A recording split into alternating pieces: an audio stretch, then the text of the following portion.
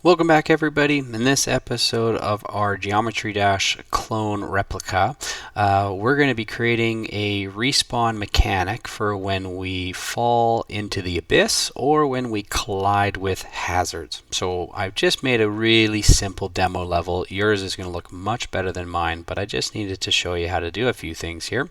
So here's my character. I got a simple auto run happening, and we want to jump over these, but falling I should respawn. Currently I won't. Here I'm going to put some spikes or some hazards, and then here we got to jump all the way up without running into those walls, and later in another episode I'll create a victory type event at the end of the level so that we know we won. Okay, so how are we going to do this respawn? So first of all, we're going to paint those spikes in.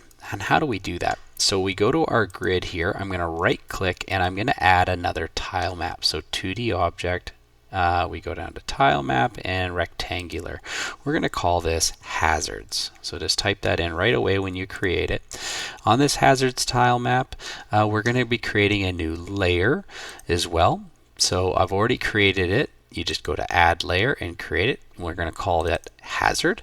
Once you've done that, on this particular tile map, well, we're going to be adding a collider, and that's a tile map collider again, tile map collider 2D. Okay, so let's label this as a hazard layer. Now I want to start painting, so here's my tile palette. If you forget how to get to that, just go Window, 2D, Tile Palette, there it is. But I'm going to switch over to my tile palette here, and I don't have any spikes yet, so I'll really quickly review how do I bring in the artwork. So I've made some spikes in Piskel already and downloaded them into a sprite sheet. So I'm going to import that new asset into my artwork folder, and it's in my downloads here. It's just called spikes. So I'm going to import that.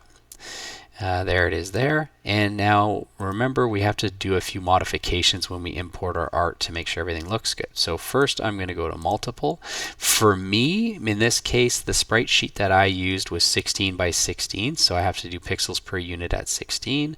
We're going to change the filter mode to point and compression to none so everything looks nice and crisp. We're going to apply that to the sprite, and now we're going to go into the editor and slice it up quickly. Click the slice, and we're going to go by size, and again this is 16 by 16, and everything should slice nicely in my case. Apply that, and now I have my tiles ready to go. Now these tiles, I'm just going to add it to my tile palette. Just going to move this over. Let's grab this here and just drop it right over there. It's going to want to ask me where do I want to store these tiles, and I'll put it right in my tile palette folder. I've already created it, so I'm overwriting it. Yours shouldn't say that. So let's go ahead and paint this. Now when you're painting your hazards, this is super important. You need to be on the hazards tile set when you do it. If you're on the level tile set, then you're going to be painting ground and things that can't kill you, so that's great. There's nothing worse than accidentally painting an entire level on the hazard layer, because then everything will kill you and you'd have to redo it all. So you can't just switch it over, unfortunately. So I'm on the hazard layer. I'm going to grab these spikes and I'm just going to simply paint them into my little spike pit there. Okay, so there's my hazards, and if I zoom in, you can see that tile map collider is wrapping around them roughly. It doesn't need to be perfect, so that collision will work nicely. Okay, so first, before we're going to kill our character on purpose here through falling, running into a wall like Geometry Dash, or landing on those spikes, we need a respawn point. And that's really easy to do. So we're going to click over here in our hierarchy. We're going to create an empty, and we're going to call it respawn. Respawn point. All right. And we're going to move that where we want it. So right now it's pretty close to where we want it. I'm going to put it right where my character starts, which is what you'd like to do too. And unfortunately you can't see it if I'm not clicking on it. So a nice little hack that I can show you is click on respawn, and then in the inspector of this transform, in this respawn point, I can click here and give it an icon. Now you're not going to see that in game, but it helps you in the scene view know where the respawn point is.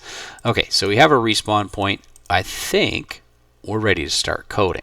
So First, I'm going to work on how am I going to make my character respawn when it falls down here. Okay, so let's open up my script, which I already have open here. And we need to create a couple things before we start updating our code to create the respawn.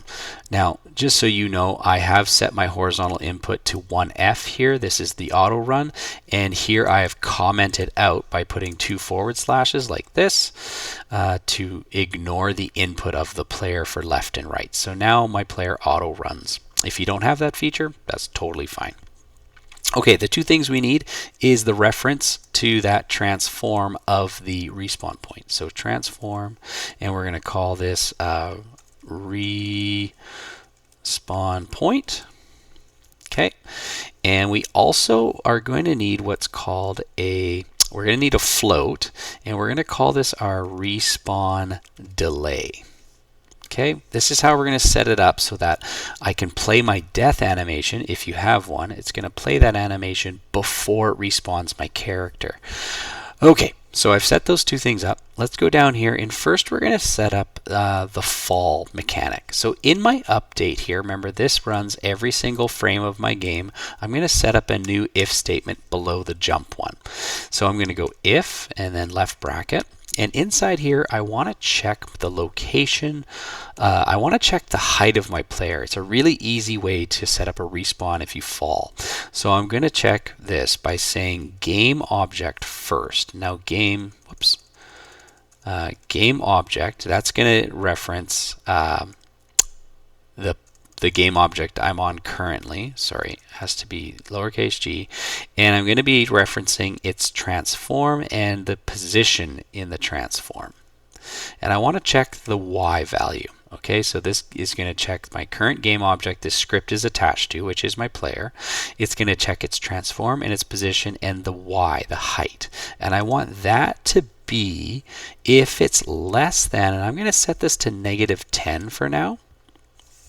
Okay, if that's true, I want it to respawn. Now, what we're going to be doing for the first time is we're going to be creating a custom method called respawn. So, whoops, don't do that. It didn't autocorrect on me. I'm trying to respawn. Oh, it keeps doing it. Oh, that's really annoying.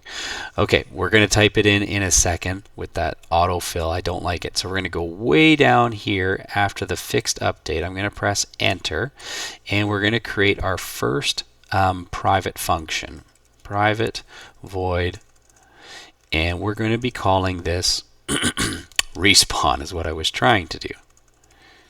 So this is going to be our respawn method or function, and inside here I'm going to have stuff happen. So now I can go up here into this if statement, and I'm going to type respawn. There. Now it's going to run this method. If this is true, it will run this method. So we need to tell it what to do. What do I want to have happen in my respawn method? So for now, all I want to do is change the location of my player. That's really easy. So again, I'm going to reference the game object that this script is attached to, and I want to reference its transform and its position, and that's all I need to type in there for now. I want to set it equal to my respawn. Make sure I spell that right. My respawn points dot position. Oh, I need to say transform dot position. There we go. Okay, and so now it's going to reset my character's player transform back to that respawn point. So currently, this should work. Now, when I set that height to -10, you need to check where that height is on your level, depending on where things go. So I'm going to save this script right now. I'm going to go back to Unity. It's going to update my scripts. And let's see what we have here once it's done loading.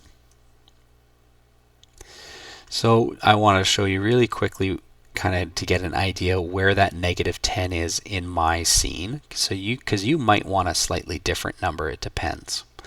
So as soon as this updates, sorry, it's running a little bit slow, I can show you what happens. There we go. Okay, so if I just use this respawn position, for example, as I move it down, you can see up here it's showing me my Y value. So that's why I'm choosing about -10 is where I want my respawn to occur. I don't want it at -100, so it just falls forever. So that should get me right where I want it to respawn. So let's quickly test that. Once my character falls to a certain point, it should run that respawn method inside my if statement. So I'm going to fall off here, and it didn't work. Well, let's check the console. So the console down here is saying unassigned reference, player movement, or the respawn point of player movement not assigned. Okay, so let's go to my player, and I go down to my script here, and check it out. I don't have the respawn point assigned. Easy. We're going to grab that, reference it there, and for now, while I'm here, I am going to set my respawn delay at about 2 seconds. Now let's quickly test that. It should work fine now that I have that reference in there. So we're going to let our little character run along. We're going to jump over that and fall and respawn. Okay, and that respawn is instant, which for me, that's what I want in this game. Okay.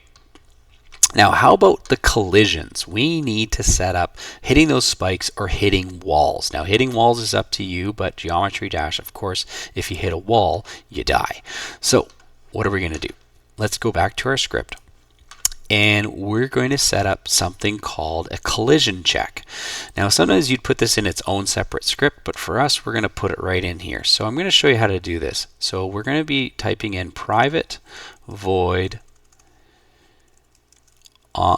on collisions. As you start typing that, see on collision 2D, that's the one I want. And if I tab that, it's going to auto type the whole thing for me, which is really helpful. So now it's referencing a collision with something. I've collided.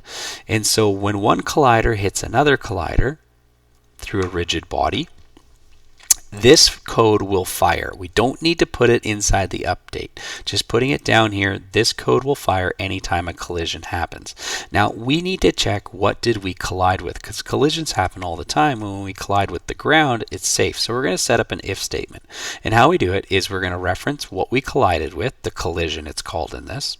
And we want to check the game object that it's attached to. And we want to check its layer. And that's why we created that hazard layer. So now we're going to check, is it equal to the layer mask dot, and we're going to check this by name to layer, and we have to type this again perfectly as hazard, the same way we put it before. Okay? Now, it's got a red underline because what did I miss? Oh, I have to check, is it exactly equal? So I'm not setting something to equal it. I'm checking, is it equal to, which requires a double equal sign. Okay, so I caught my little mistake there. Okay, what do I want it to do? I want it to, first we're going to have it invoke. We're going to use a method called invoke. So what's nice about invoke is I can easily set up a simple delay on my respawn, because a lot of you made a death animation and you need time for the death animation to play before you actually respawn back to the respawn point. So invoke, I'm going to put in 2 parameters. I need the string method, which I have to put it in a string or text, which was called respawn. And then I can set up a delay. I don't have to do this, but I do want to have the respawn delay here referenced, and that's going to work nicely now. So anytime I hit something that's called a hazard on the layer hazard, it's going to invoke my respawn after 2 seconds. Okay, let's save that script. Let's go back into Unity.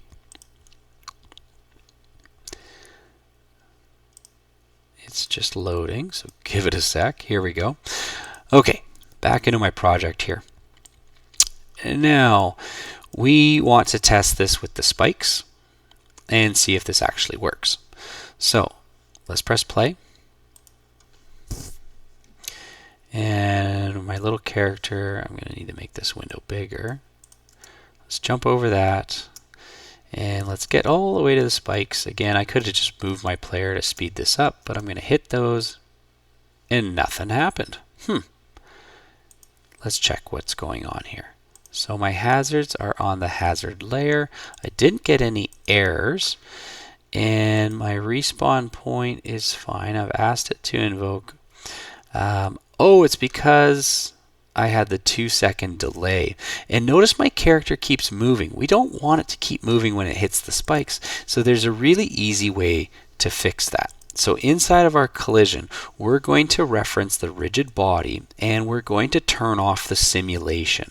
When you turn off the simulation, I'm going to set simulated to false. When we do this, nothing can act on the rigid body. It's going to freeze it in its location. So I'm going to set that to false, okay? And that should be it. Now I do have to do something with, once I run the respawn, I have to set it back to true, otherwise we can't, we won't be able to move our character. So here's a quick hack. I'm just going to double click here, or sorry, triple click, and then I can Control C and then Control V to place that here and set it back to true, because I need to turn it back on once I respawn. And remember, the code runs from top down. So the collision's going to hit, it's going to turn off my player's movement, and now this should work nicely. Whoops, that's my OBS Studios for screencasting. All right, let's test it out.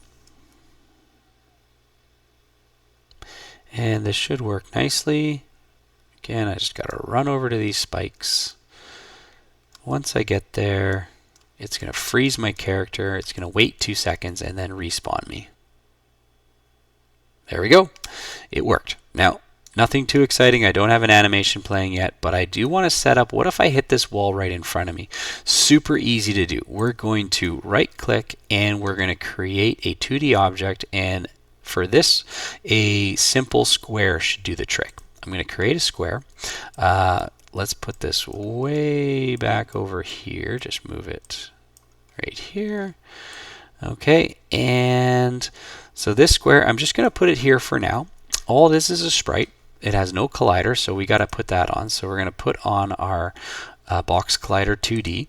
So now it has that, and I need to put it on the hazard layer. So now if I press play, if I run into this, it should freeze me and respawn me in 2 seconds. There we go, works. Okay, now I said we need to make sure when I hit this, right now that has a collider on it already. If we zoom in, this collider, and it's a safe collider, I'm allowed to hit that. This collider is a hazard. So an easy way to do this now is I'm going to move this right in front, and I'm going to turn off the sprite render because I don't want to see the white box, but I do want to just see the collider. And you can notice here I'm just putting it slightly in front. Okay, and not too high because I don't want my character hit it if I just make the jump. So you can decide how close you want this. I'm going to put it right about here. And now you can see in game we can't see this box, but if I run into that wall, it will do a 2-second delay and then respawn me. There we go. Okay, so I've set that up. Now the easiest way to do this is I'm going to rename this. Just going to call this a hazard wall. Okay, and so all I need to do is Control D to duplicate it, and then I can take this new one, because I already have one there still. I've got a new one here, and I can go into my map and go to the next wall. And for me, that's way over here. There it is there, and I can go and adjust my size here. With this tool, so I can change how big it is and press W to switch back to the move, press R to go back to this one, and I can get it right where I want it for that collision to occur. And again, I would duplicate it and add it here and here, and that's all I would need. Okay, all right, now animation. Death animation. I'm not going to spend too long on this because some of you have made it, some of you created your death animation, some of you haven't. For me, on my animator, I select my player and I've already created my death animation. Let's zoom in on my player right now. So there's my player there, and if I press play, here's my death. Okay, so I've already set up this animation. You know how to do that from my animation video. In the animator, once you've created this, added it on to all of these for my player, you're going to have a new box called death. Okay? And, whoops, sorry. Got to press Alt. I always do that by accident. Let's move some stuff over so we can see this better. And you can see I've created another bool here called isDeath. So I created another parameter, a bool called isDeath. I'm going to just get rid of that one. I don't need two of them. Okay. And I've created a single transition here. Very simple. This transition from any state to death is set up to have no exit time, and you want to have 0 duration, but please make sure you click this box. It'll be automatically clicked. Can transition to self. We don't want that. So we're going to uncheck that, and we're going to go down, and we have to just create a single simple transition. Is dead is true. Okay, this is, again, you're only doing this if you have a death animation. Now, also on your jump transition, you're going to need to set is dead to false. Otherwise, from any state, it could get stuck. If you're not grounded and you're dead, it's not going to play either animation. So we do need to set up an extra transition here that, that is dead is set to false. Okay. One other thing we do need to add is on that animation. Let's go back to project and my animations. On my death animation, you do need to turn off the loop because we don't want the death to continue to loop like that. Okay, we're almost done. What we now need to do is change this isDead parameter in our code. So we're just going to add a couple extra lines of code here to do this part. And it's actually really easy. So here we go. In our respawn method, I'm going to start with the collision. So when we collide, I want to play this. Now, I want this animation to play before I invoke. So I have to press enter and put it right before the invoke. And I'm going to reference my animator. And I'm going to do, again, we did this before, a set bool. And that bool is called isDead with a capital I for me, so make sure you type that perfectly. And we want to set it to true. If I set it to true, that animation will now play. The invoke will start, but it'll have 2 seconds in mind to play that animation.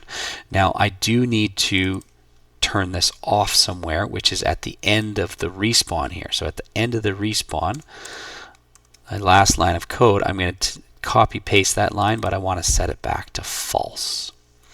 And that's it. That's all we need to do to get our animation for our death working. So back into Unity, let's take a look at what this looks like now. Back into the scene. And let's see, if I hit that wall, it should play my death animation if I did everything correctly. We'll see. Look at that. 2-second delay and it's back. So I might shorten that delay a hair. It's a little bit long.